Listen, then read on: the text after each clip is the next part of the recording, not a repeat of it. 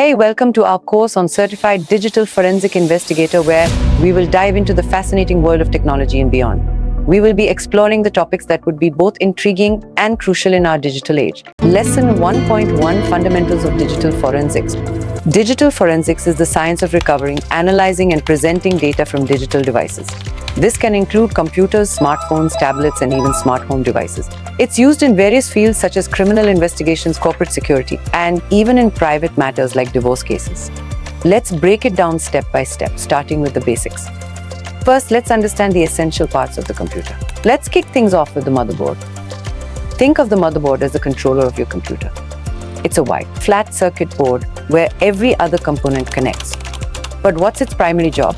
It is to make sure all the different parts of the computer communicate with each other seamlessly. Despite being relatively inexpensive compared to other components, the motherboard is arguably the most important part of the computer.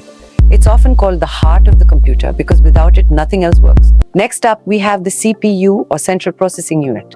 This little chip is the brain of the computer. Even though the CPU has very low data storage, it's incredibly good at performing complex mathematical operations, reading through massive lists, and running most of your programs. Essentially, everything that happens in the computer passes through the CPU at some point. Now, let's talk about where all your data lives: the hard drive.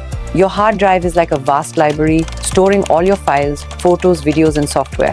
However, traditional hard drives are made up of spinning disks and share their data through a small wire, making them slower to access. To speed things up, we use RAM, or random access memory. While RAM doesn't offer as much storage space as a hard drive, it's incredibly fast at accessing information.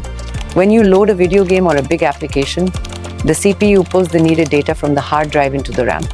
This allows the CPU to access the data quickly while you're using the program. One important thing to remember about RAM is that it's a short-term memory system. Every time you turn off your computer, the data in the RAM gets wiped. Next, we have the SSD, or solid-state drive. Think of the SSD as the newer, faster cousin of the hard drive. SSDs are faster and more durable because they don't have moving parts. They're often used alongside or instead of hard drives and can significantly boost your computer's performance. Now, let's talk about the graphics card, which is essential for anyone into gaming or video editing. The graphics card is like a mini computer within your computer, dedicated to rendering images and video. It determines which pixels need to light up and in what color, making sure your games and videos look amazing. Some CPUs come with integrated graphics, but for more demanding tasks, a dedicated graphics card is a must. Up next is the power supply. As the name suggests, it takes electricity from an outlet and distributes it to all the components in your computer, ensuring everything has the power it needs to run smoothly. Speaking of cooling, the CPU and graphics card generate a lot of heat, which can damage your computer. That's why there is the need for a good cooling system to keep everything running smoothly. Lastly, if the computer supports Wi-Fi, it has a wireless card. This component connects to the internet without any messy Ethernet cables. That's a quick tour of the basic components of your computer. Now let's understand the digital forensic procedure. Imagine getting a call in the middle of the night that a murder has happened. The forensic lab has received a call to send their team, along with a digital forensic investigator, to collect the potential digital evidence such as mobile phone and computer hard disk. Or picture this: a major data breach at a multinational company, millions of dollars at risk, and the clock is ticking. Who do they call? A digital forensic investigator. These cyber sleuths are the superheroes of the digital age. Our journey begins first up, reporting to the scene of the crime. When an incident occurs, the digital forensic investigator arrives equipped with tools and a clear plan of action. Upon arrival, they assess the situation, identifying potential sources of digital evidence like computers, smartphones, and network devices. Their goal is to understand the scope of the incident and prioritize the evidence collection process. Next is securing the scene. This step is crucial to ensure that no evidence is tampered with or destroyed. The investigator may isolate the devices, disconnecting them from the network to prevent any further data changes or potential tampering from remote locations.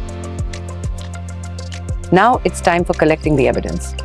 This involves gathering digital data in a way that maintains its integrity. Using forensic tools, the investigator creates bit-by-bit copies of storage media, known as forensic images.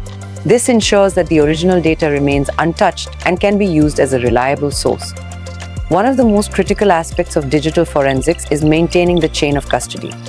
This step ensures the evidence is admissible in court. The chain of custody documents every person who handles the evidence from collection to analysis and includes details like the time and date of each transfer. This prevents any allegations of evidence tampering or mishandling. With evidence securely collected and documented, it's time to transport it to the lab for detailed examination. Proper packaging and transportation are essential to avoid any damage or alteration to the evidence during transit. Once in the lab, the real detective work begins. Examining the evidence in a controlled environment allows the investigator to uncover hidden details and piece together the puzzle. Using advanced software and hardware tools, investigators analyze the forensic images. They might decrypt files, recover deleted data, and trace digital footprints to reconstruct the sequence of events. Every piece of data, no matter how small, can provide crucial insights. Investigators look for patterns, timestamps, and any anomalies that could point to what happened and who was involved. After meticulous examination, the investigator compiles their findings into a comprehensive report. This document will be used in legal proceedings to present the evidence and conclusions. The report includes detailed documentation of the investigation process, the evidence collected, and the results of the analysis. It needs to be clear, concise, and understandable to non-technical stakeholders. Let's see in detail how this works in real life. Imagine our investigator arrives at the crime scene where a murder has happened. Identifies potential sources of evidence. That is a laptop. He takes photos of the scene, notes the exact time and date, and begins documenting everything. He labels the laptop as Exhibit 1A, records its make, model, and serial number, and fills out an evidence collection form detailing where and how it was found. He packs the laptop in a Faraday bag and then keep it in an evidence bag. Finally, he takes a seal sample paper and places a seal mark on it. After keeping the seal sample in the evidence bag, he seals the evidence bag from outside. Then initiates the chain of custody, noting down his name, the date and time of collection, and a description of the evidence along with his signature. Each piece of evidence is tagged with a unique identifier and is packed separately to ensure there's no confusion later. Now, he plans to transfer the evidence. This is crucial when evidence changes hands.